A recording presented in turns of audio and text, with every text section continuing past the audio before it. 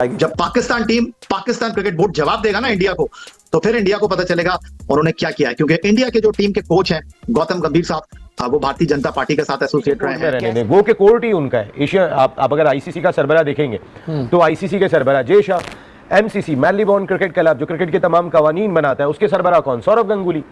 तो हर जानिब तो इन्हीं के लोग बैठे हुए। हम अपील कर किससे रहे? हम ऐसा लग रहा है कि दीवार पे भारी गुजरा है पूरी पाकिस्तानी कौम पर। लेकिन एक चीज की मुझे खुशी हुई है। एक खुशी की चीज ये थी कि पाकिस्तान मैच जरूर हारा है, लेकिन अखलाकियात में हम बहुत। कौन हेड है? जय शाह कौन है? अमित शाह का बेटा। सो जय शाह जो है अगेन आईसीसी उनके पास है। अब इसमें एक तो हाथ ना मिलाना या मिलाना, वो मैंडेटरी नहीं है, वो किसी बाय लॉ या लॉ का हिस्सा नहीं है, वो आईसीसी के किसी लॉ में नहीं आता। तो ये कोई वायलेशन नहीं है आता है इंडिया का। और वो ऐसे लग रहा था कि बीजेपी के जलसे से खिताब कर रहा है और वो क्रिकेट को उसने पॉलिटिसाइज कर दिया। सही आप बता रहे हो, लग रहा है कि क्या ये पाकिस्तान ना खेलने पर भी मजबूर हो सकता है, इस पर भी गौर कर सकता है। हतमन नहीं लिखा कि आप ब्लैक और व्हाइट नहीं, ग्रे है, ये नहीं लिखा कि इसको हटाएं वरना हम नहीं खेलेंगे। ऊपर सारी चीज जाती है और आईसीसी को बहुत स्ट्रांगली है ना अब आना पड़ेगा और इसका हिसाब किताब करना पड़ेगा, वरना ये चीजें आगे जाती जाएंगी और ये चीज क्रिकेट के लिए अच्छी नहीं है। लेकिन आईसीसी के सरबराह का नाम जय शाही है। आपकी साइड लेते हैं बैठ के, हम यहाँ पे बैठ के आप लोगों के बारे में ये सोचते हैं कि यार आप लोग क्रिकेटर्स हैं, ठीक है, हम नहीं चाहते कि यार आपके साथ ऐसा हो, आपके मुल्क में हो, आपका घर जलाया जाए, आपको बल्लों से मारा जाए, ठीक है। आपको अगर आप पाकिस्तान से हार जाते, हम यहाँ तक कह रहे थे कि यार अगर आप पाकिस्तान से हार जाएंगे तो पाकिस्तान के बारे में ये कहा जा रहा है कि वो इतने बैकफुट में हैं कि यूएई के खिलाफ आखिरी मैच खेलने से भी हिचक रहे हैं। उन्हें इस बात का डर सता रहा है कि यूएई के खिलाफ जो मुकाबला है वो करो या मरो वाला हो गया, यानी अगर वो यूएई के साथ हार जाते हैं तो पहले ही दौर से ये चीज वाज़ेह कर चुके हैं कि पाकिस्तान टीम जो है फिर इस एशिया कप से जो है पुल आउट कर जाएगी, जिसका हिसाब मतलब है कि पाकिस्तान टीम एशिया कप से बाहर हो जाएगी। लोग हैं ये पाकिस्तानी जो आज रोना धोना मचा रहे हैं कि इंडिया ने हाथ नहीं मिलाया, स्पोर्ट्समैन स्पिरिट नहीं दिखाई, तो हम पहुंच गए कहां? आईसीसी जाएंगे। पहले तो तुम्हारा प्यो जयशा बैठा हुआ आईसीसी में, मुंह पे तुम्हारे लात मार के तुम्हें निकालेगा। सेकेंडली, तुम लोग कितने गंदे और गलीज और घिनौने लोग हो कि तुम स्पोर्ट्समैन स्पिरिट की बात करते हो। कहां गई थी स्पोर्ट्समैन स्पिरिट जब तुम्हारा फहीम जब लगा रहा था ऑपरेशन सिंदूर की? देखा जाए एशिया कप जो है एक तरफ कुआं दूसरे तरफ खाई वाली सिचुएशन हो गई है कि आईसीसी कल पाकिस्तान के इस मुतालबे को मुस्तरद करने जा रहा है। जाहिर वो अपने मैच रेफरी की हिमायत करेंगे जो उनके पैनल पर है, इंटरनेशनल मैच रेफरी है, बड़ा तजर्बेकार है। वो ये कहेंगे, जो मेरी अपनी एक सोच है, मेरा अपना जो अंदाजा है कि मैच रेफरी ने एक बड़े तनाज़े को टाल दिया, वरना वहां पे शायद कोई और खिंचाव हो जाता है या कोई और बॉयकॉट हो जाता है। दोस्तों भारत से बुरी तरीके से हारने के बाद पीसीबी ने ये मांग की थी कि जो मैच रेफरी है उसको निकाल दिया जाए। दोस्तों आईसीसी ने उनकी इस डिमांड को कचरे का डब्बा दिखा दिया। दोस्तों आईसीसी ने बोला ये नहीं हो सकता। तो दोस्तों इसके ऊपर पाकिस्तानी मीडिया ने रिएक्शन दिया है। आइए देखते हैं इस वीडियो में। वीडियो को अंत तक देखिए, चैनल पर नए हैं तो सब्सक्राइब करके बेल आइकन जरूर दबाइए। मैं मिलता हूँ आपको वीडियो के अंत में। जब से टीम इंडिया के खिलाफ जो रविवार को मुकाबला हारा है, उसके बाद से पाकिस्तान क्रिकेट में भूचाल आ गया। आपको लगातार हम बोल रहे हैं कि किस तरह से स्काई शेख ने पूरी तरह से पाकिस्तानी क्रिकेट के सिस्टम को हिला दिया है। और अब पाकिस्तान के बारे में ये कहा जा रहा है कि वो इतने बैकफुट में हैं कि यूएई के खिलाफ आखिरी मैच खेलने से भी हिचक रहे हैं। उन्हें इस बात का डर सता रहा है कि यूएई के खिलाफ जो मुकाबला है वो करो या मरो वाला हो गया, यानी अगर वो यूएई के साथ हार जाते हैं तो पहले ही दौर से उनकी छुट्टी हो जाएगी। बहुत सारे लोग सोच रहे हैं कि अरे पाकिस्तान की हालत ऐसी है कि यूएई के खिलाफ भी हार सकते हैं। बिल्कुल हार सकते हैं। अगर आपने हाल में ट्रायंगुलर सीरीज देखी थी जिसमें यूएई, अफगानिस्तान और पाकिस्तान खेल रहे थे, तो यूएई ने बेहतरीन खेल दिखाया था, पाकिस्तान को काफ़ी पुश किया था। भूलना नहीं चाहिए, यूएई के कोच हैं लालचंद राजपूत जो भारतीय हैं, और इससे बेहतरीन मौका नहीं है कि पाकिस्तान अभी एक पंच उनको लगा है, दूसरा पंच भले यूएई की टीम हो लेकिन भारतीय कोच के जरिए उनको एक और पंच मिले, और यही बात पाकिस्तान को सता रही है। पाकिस्तान के लिए देखा जाए एशिया कप जो है एक तरफ कुआं दूसरे तरफ खाई वाली सिचुएशन हो गई है। अगर वो खेलते हैं यूएई के खिलाफ आखिरी मैच और अगले दौर में पहुंचते हैं तो अगले दौर में भी सुपर 4 में भी भारत के साथ एक बार पिटाई पूरी तरह से मुमकिन दिख रही है। वहां पर भी जीतते हैं तो फिर फाइनल में भारत के साथ मुकाबला मोस्ट लाइकली, भविष्यवाणी तो कुछ नहीं की जा सकती है।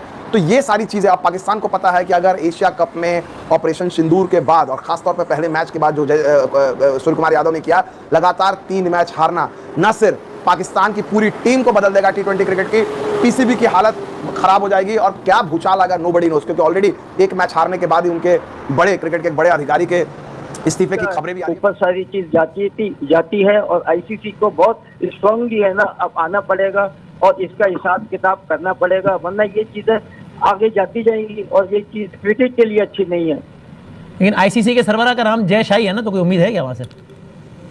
नहीं, लाजिम बात है कि अभी तो कुछ ऐसी बात नहीं हुई है, मगर कभी आती है तो डेफिनेटली स्टैंड लेना पड़ेगा। और क्रिकेट जो है फिर आपके ख्याल में जावेद भाई मैचेस नहीं खेलने चाहिए पाकिस्तान को अगर आईसीसी मुतालबा नहीं माने तो, या खेलने चाहिए, एहतजाज रिकॉर्ड करवा के खेल लेना चाहिए? नहीं, रिकॉर्ड तो जरूर कराना चाहिए और फिर देखना चाहिए कि क्या है क्या, क्योंकि अभी वाज़ह तौर पे चीज़ नहीं आ रही है।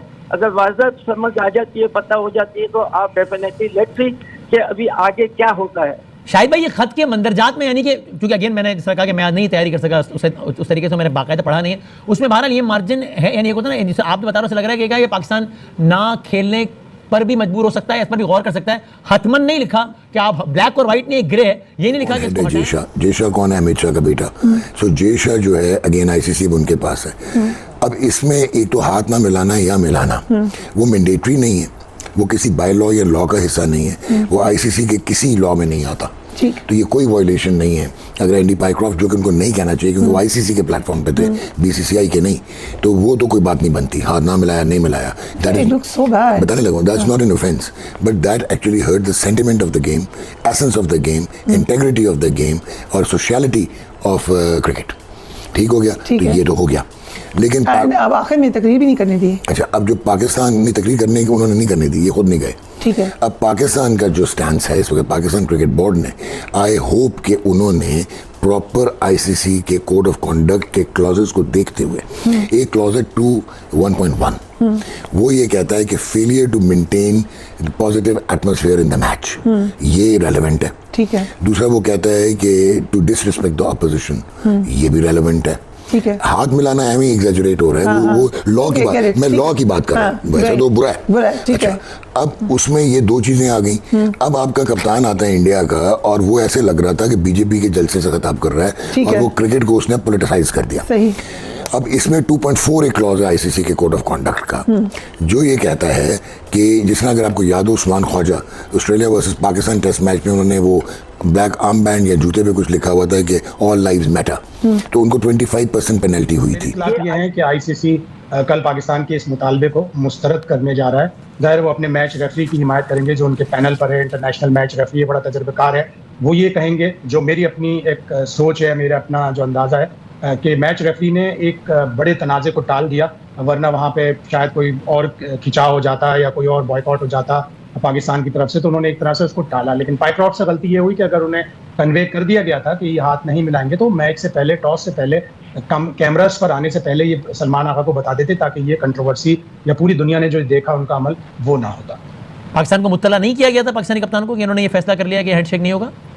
बिल्कुल, टॉस के वक्त उन्हें एक तरफ ले जाके कहा, और इसीलिए सलमान आगा के लिए काफ़ी शॉकिंग था कि टॉस पे यूजुअली टीमें खेल की रूह के बिल्कुल मुताबिक हाथ मिलाते हैं, जो टॉस जीतता है वो भी, जो हारता है वो भी हाथ मिलाकर, और फिर कमेंटेटर्स की तरफ जाते हैं ताकि अपना बताएं कि हम बैटिंग करेंगे या बॉलिंग करेंगे। और अच्छा हंसी मजाक हमने पूरी ट्राई सीरीज में राशिद खान और सलमान आगा और मोहम्मद वसीम के दरमियान देखा, तो उनके लिए शॉकिंग था। और पाकिस्तानियों के जो दिमाग है वो घुटने में है, और उससे इलॉजिकल बातें वो हार के बाद मतलब निकालते ही रहते हैं। दोस्तों, जो मैच रेफरी है एंडी पेक्रॉफ्ट, उनको निकालने के लिए आईसीसी ने मना कर दिया। दोस्तों, पाकिस्तानी ये बोल रहे थे कि भारत ने हमको प्रॉपर तरीके से इज्जत नहीं दी, भारत ने मैच खत्म होने के बाद हमारे खिलाड़ियों के साथ हाथ नहीं मिलाए, और दोस्तों भारत ने हमारे खिलाड़ियों के मुंह पे अपने ड्रेसिंग रूम का दरवाजा बंद कर दिया। तो दोस्तों, इसी बात से पाकिस्तानी बहुत बुरी तरीके से बौखला गए।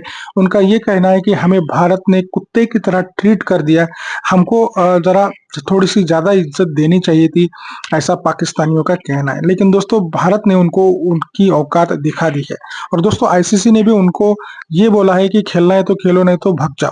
तो दोस्तों, इसके बारे में आपकी क्या राय है, ये कमेंट में जरूर बताइएगा। चैनल पर नए हैं तो सब्सक्राइब करके बेल आइकन जरूर दबाइए। आज की वीडियो में यही रुकते हैं, मिलते हैं और एक नई वीडियो के साथ। तब तक के लिए जय हिंद, वंदे मातरम।